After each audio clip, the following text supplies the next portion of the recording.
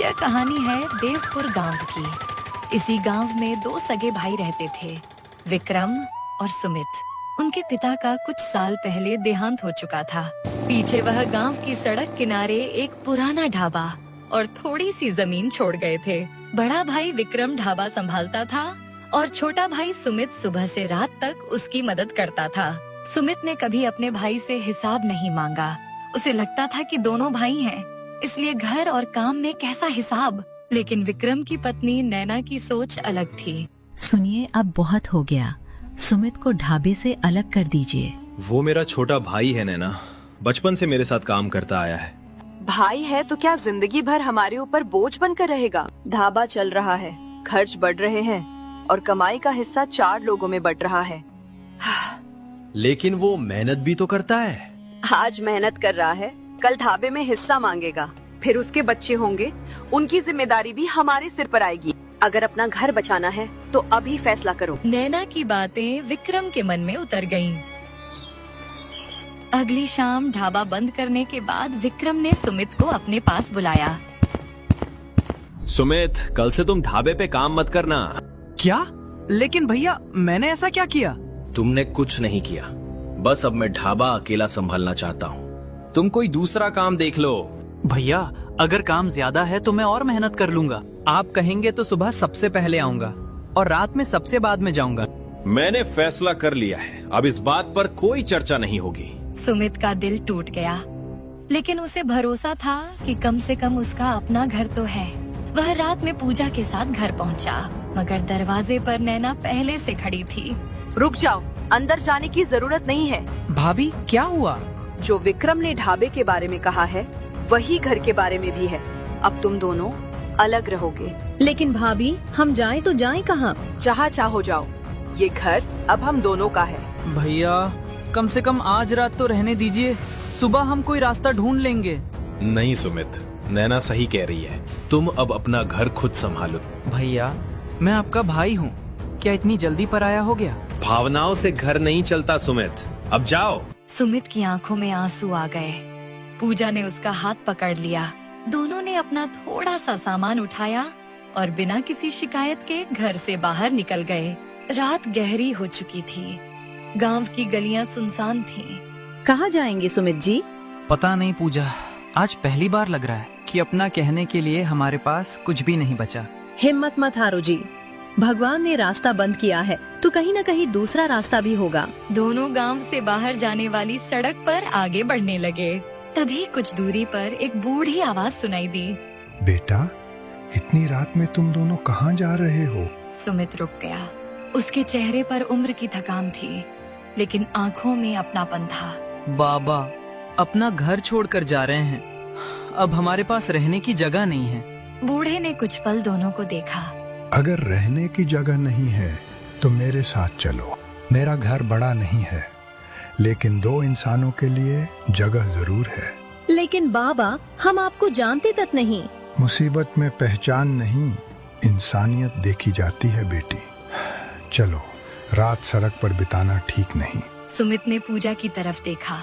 दोनों ने बूढ़े के साथ चलने का फैसला किया। बूढ़ा आदमी सुमित और पूजा को लेकर गांव से थोड़ा बाहर बने अपने पुराने घर में पहुंचा। बेटा, घर छोटा है, तुम दोनों जैसा अपना घर समझकर रहो। जब तक अपने पैरों पर खड़े नहीं हो जाते, यहाँ से जाने की जल्दी मत करना। बाबा, आपने हमारे लिए इतना किया है, हम आपका एहसान कैसे चुकाएंगे? एहसान मत समझो बेटा, जिंदगी में कभी कभी इंसान को दूसरे इंसान का सहारा बनना पड़ता है। पूजा ने घर देखा। उसे लगा कि मुसीबत के बीच भगवान ने उन्हें एक छत दे दी है। अगली सुबह बूढ़ा जल्दी उठ गया। उसने देखा कि सुमित और पूजा अभी भी पिछली रात की चिंता में बैठे थे। बेटा, चेहरा इतना उदास क्यों है? बाबा, हम आपके घर में कब तक रहेंगे? हमें कोई काम शुरू करना होगा। बिल्कुल, लेकिन काम वही करना जिसमें तुम्हारा मन लगे। घर में जो अच्छा लगे बना लो, मुझे भी खिलाना। बाबा, अगर आप बुरा न माने तो मैं चिकन मोमोज बना सकती हूँ। चिकन मोमोज? हाँ बाबा, मुझे बनाना बहुत पसंद है। पहले भी घर पर बनाए हैं, लोगों ने काफी पसंद किए थे। तो फिर आज वही बनाओ। देखते हैं तुम्हारे हाथ में कितना जादू है। पूजा रसोई में चली गई। उसने आटा गूंथा, चिकन की स्टफिंग तैयार की और अपनी खास लाल चटनी भी बनाई। सुमित भी उसके साथ काम करने लगा। कुछ देर बाद रसोई से गर्मा गर्म मोमोज की खुशबू पूरे घर में फैल गई। अरे बेटा, खुशबू तो बहुत अच्छी आ रही है।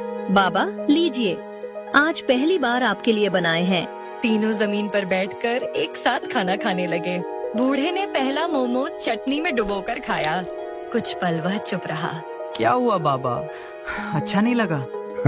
अच्छा नहीं बेटा, बहुत अच्छा है। बेटा, बहुत साल बाद किसी ने मेरे लिए इतना प्यार से खाना बनाया है। तो फिर एक प्लेट और लीजिए। तीनों हल्की मुस्कान के साथ मोमोज खाने लगे, लेकिन बूढ़े की आंखों में अचानक आंसू आ गए। बाबा, आप रो क्यों रहे हैं? कुछ नहीं बेटा, बस इस स्वाद ने मुझे पुराने दिन याद दिला दिए। कैसे पुराने दिन बाबा? कभी मैं भी इसी तरह मेहनत करके खाना बेचता था।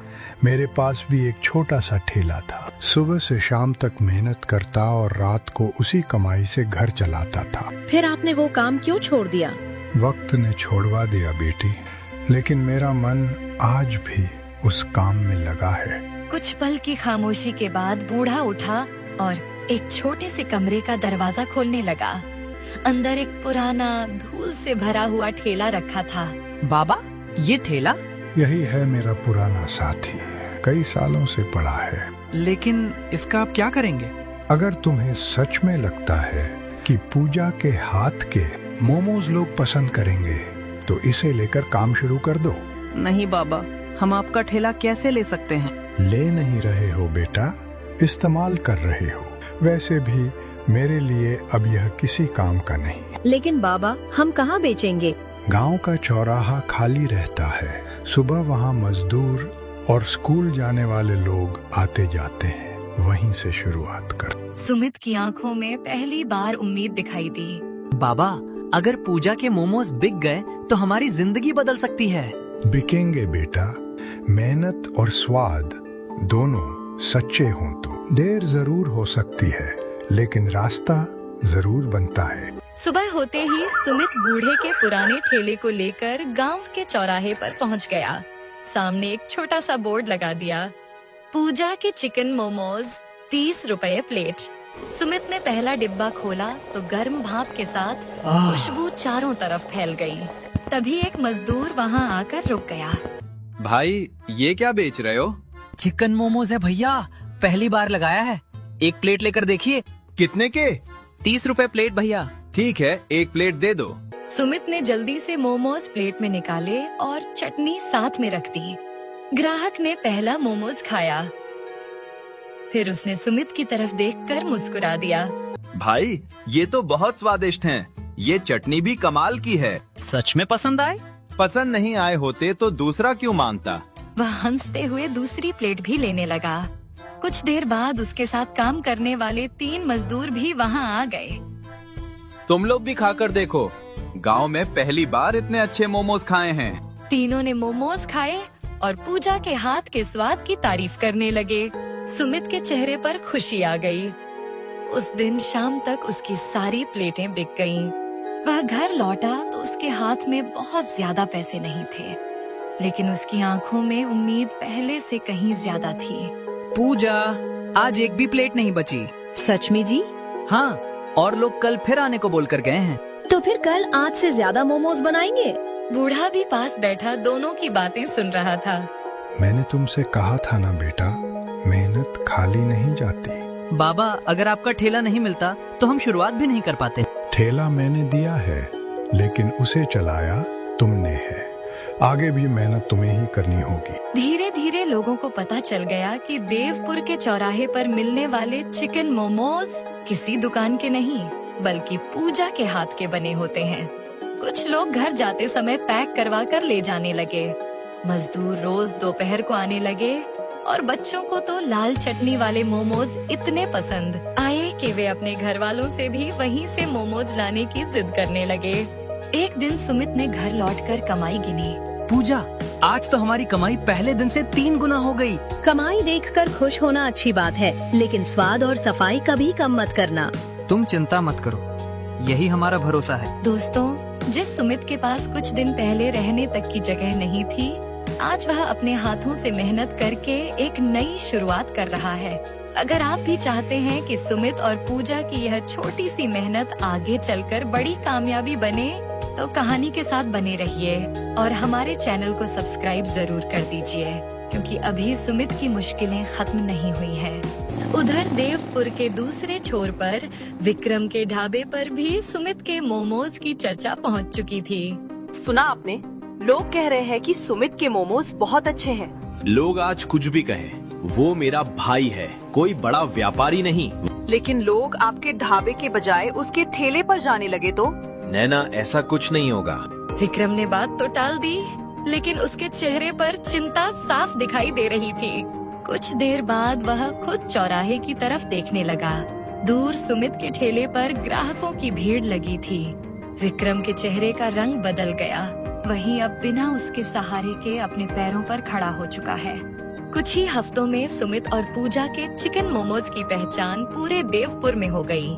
अब सुमित सुबह ठेला लगाता तो दोपहर होने से पहले ही कई प्लेट बिक जाती, लेकिन दूसरी तरफ विक्रम के ढाबे पर ग्राहकों की संख्या कम होने लगी थी। एक शाम नैना ने विक्रम से कहा, अब भी चुप बैठे रहेंगे?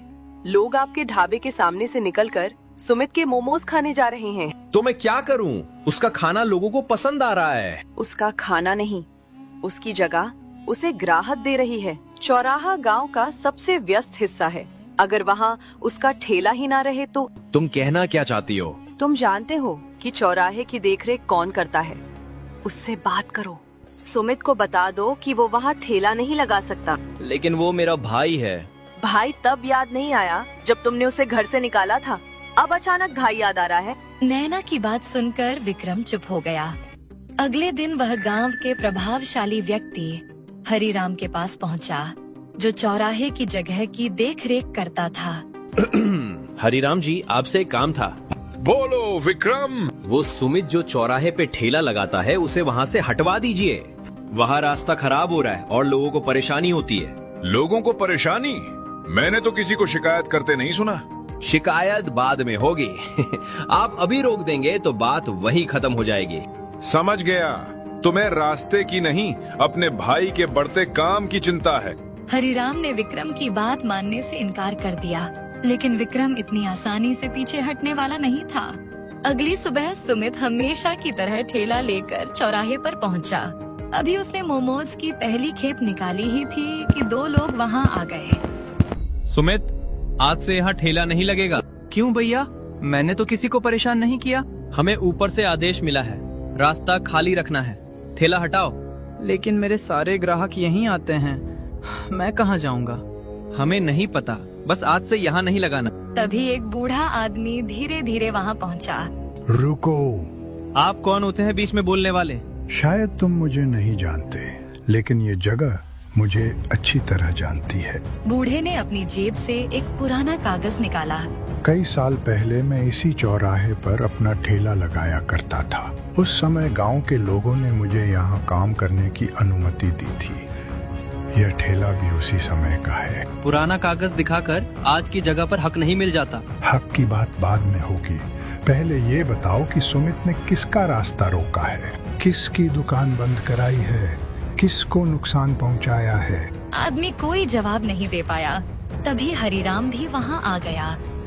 बस करो, सुमित को यहाँ काम करने से कोई नहीं रोकेगा। अगर किसी को परेशानी है तो मेरे पास आए। दोनों आदमी वहां से भाग गए। सुमित ने बूढ़े की तरफ देखा। बाबा, आपने आज फिर हमारा साथ दे दिया। बेटा, मैंने सिर्फ सच कहा है, लेकिन ध्यान रखना, यह बात यहीं खत्म नहीं हुई है। क्या मतलब? जिस आदमी को तुम्हारी मेहनत से परेशानी है, वह इतनी आसानी से पीछे नहीं हटेगा। दूर खड़ा विक्रम यह सब देख रहा था। उसकी पहली चाल नाकाम हो चुकी थी। उसने दांत भींचते हुए कहा, अगर चौराहे से नहीं हटा सकता तो अब ऐसा रास्ता निकालूंगा कि सुमित खुद ये ठेला छोड़ने पर मजबूर हो जाए। चौराहे से सुमित को हटाने की पहली कोशिश नाकाम होने के बाद विक्रम कई दिनों तक शांत रहा। वह सुमित के ठेले पर नजर रखता रहा और सही मौके का इंतजार करता रहा। एक शाम सुमित घर लौटा तो उसके चेहरे पर चिंता थी। क्या हुआ जी, आज इतने परेशान क्यों हो? आज 3 ग्राहक कह रहे थे कि उन्हें हमारे मोमोज बहुत पसंद हैं, लेकिन कोई नया आदमी गांव में बोल रहा था कि हमारा ठेला ज्यादा दिन नहीं चलेगा। लोग क्या कहते हैं उसकी चिंता मत करो, हमें अपना काम ईमानदारी से करना है। तभी बूढ़ा आदमी अंदर आया। उसने दोनों की बात सुनी और कुछ देर चुप रहा। सुमित, तुम्हें पता है मैं इतने सालों से इस गांव में क्यों रह रहा हूँ? नहीं बाबा, आपने कभी अपने बारे में बताया ही नहीं। क्योंकि कुछ बातें वक्त आने पर ही बतानी चाहिए। बूढ़ा बरामदे में गया और एक पुराना लोहे का संदूक लेकर आया। उसने उसमें से कुछ पुराने कागज और एक तस्वीर निकाली। तस्वीर में वही चौराहा था, लेकिन आज से बहुत अलग। सामने एक छोटा सा ठेला लगा था और उसके पीछे वही बूढ़ा जवान उम्र में खड़ा था। बाबा, ये आपका ठेला है? हाँ बेटी, बहुत साल पहले मैं इसी ठेले पर मटन चावल और कुछ दूसरे पकवान बेचता था। तो बाबा, आपने काम क्यों छोड़ दिया? एक दिन मेरे साथ धोखा हुआ। जिस आदमी पर मैंने भरोसा किया उसने मेरा काम अपने नाम कर लिया। मैंने सब कुछ खो दिया और फिर कभी उस जगह पर वापस नहीं गया। सुमित ध्यान से बूढ़े की बात सुन रहा था। लेकिन एक चीज मैंने कभी नहीं छोड़ी, अपने काम पर भरोसा। बाबा, आपने हमें अपना ठेला देकर शायद अपना अधूरा सपना पूरा कर दिया। बूढ़े की आंखें नम हो गईं। शायद भगवान ने मुझे तुम्हारे पास इसी वजह से भेजा है। उसी समय बाहर से किसी के कदमों की आवाज आई। सुमित दरवाजे के पास गया तो वहाँ एक अनजान आदमी खड़ा था। क्या यहाँ सुमित रहते हैं? जी, मैं ही हूँ। मैं पिछले कई दिनों से आपके मोमोज खा रहा हूँ। मैं एक बड़े खाने के आयोजन के लिए गांव के छोटे दुकानदारों को चुनने का काम करता हूँ। मुझे भी? हाँ, आपके मोमोज का स्वाद बाकी लोगों से अलग है। मैं चाहता हूँ कि आप अगले महीने होने वाले जिला स्तरीय फूड मेले में अपना स्टॉल लगाएं। लेकिन हमारे पास तो इतना बड़ा काम करने का अनुभव भी नहीं है। इसीलिए तो आपको मौका दे रहे हैं। वहाँ हजारों लोग आएंगे। अगर आपका खाना पसंद आया तो आगे बड़े ऑर्डर भी मिल सकते हैं। सुमित की आंखों में खुशी आ गई, लेकिन उसी समय बूढ़े आदमी का चेहरा गंभीर हो गया। सुमित, ये मौका आसानी से नहीं मिलेगा। मेहनत के साथ सावधानी भी रखना। बाबा, मैं पूरी मेहनत करूँगा। उधर विक्रम को भी इस फूड मेले की खबर मिल चुकी थी। उसने गुस्से में मुट्ठी भींच ली। अब सुमित गांव से बाहर भी नाम कमाएगा? नहीं, ये मैं होने नहीं दूंगा। विक्रम ने अपनी सबसे बड़ी चाल चलने का फैसला कर लिया, लेकिन इस बार उसका निशाना सिर्फ सुमित का ठेला नहीं था। अगली सुबह फूड मेले में जाने की तैयारी शुरू हो चुकी थी, लेकिन विक्रम चुपचाप अपनी आखिरी चाल चल चुका था। उसने फूड मेले के आयोजकों तक यह खबर पहुंचा दी कि सुमित के ठेले पर सफाई का ध्यान नहीं रखा जाता और उसके खाने की गुणवत्ता पर भरोसा नहीं किया जा सकता। कुछ ही समय बाद आयोजकों ने सुमित को बुलाया। सुमित जी, आपके खिलाफ शिकायत आई है। हमें मजबूर होकर आपका स्टॉल रोकना पड़ सकता है।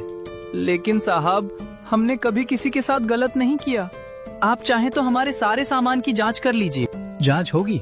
अगर सब ठीक मिला तो आपको कोई नहीं रोक सकता। सुमित परेशान होकर घर लौटा। पूजा, अगर हमारा स्टॉल रुक गया तो इतने दिनों की सारी मेहनत बेकार हो जाएगी। हमने कुछ गलत नहीं किया है, इसलिए डरने की जरूरत नहीं है। तभी बूढ़ा आदमी भी वहाँ आ गया।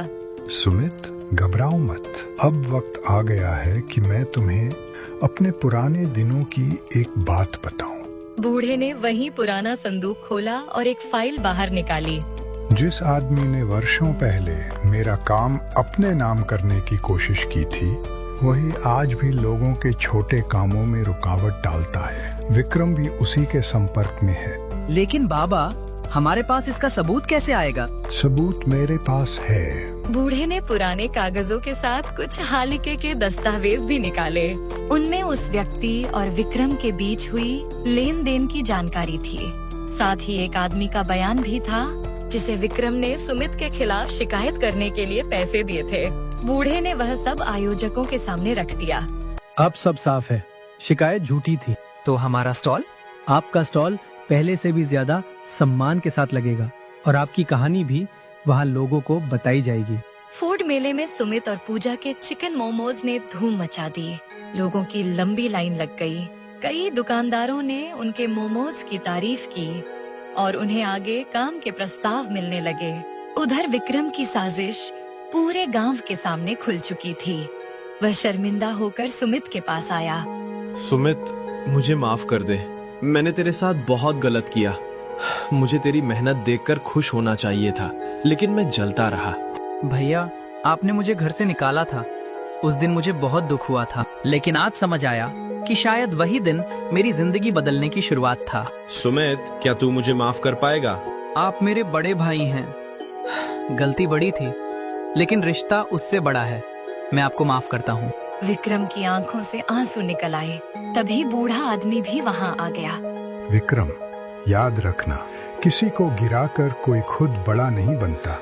इंसान अपनी मेहनत से बड़ा होता है। बाबा, अब मैं समझ गया हूँ।